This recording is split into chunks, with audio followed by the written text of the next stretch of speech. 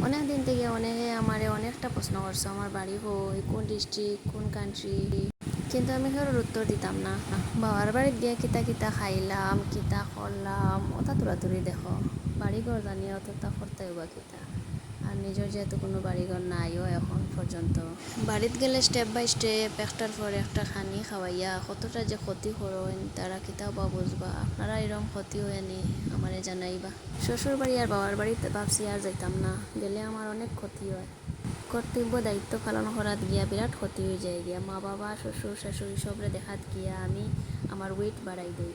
এখানেও যাওয়ার পর আলসিও বাড়ি যায়, রুটিন সব চেঞ্জ হয়ে যায়।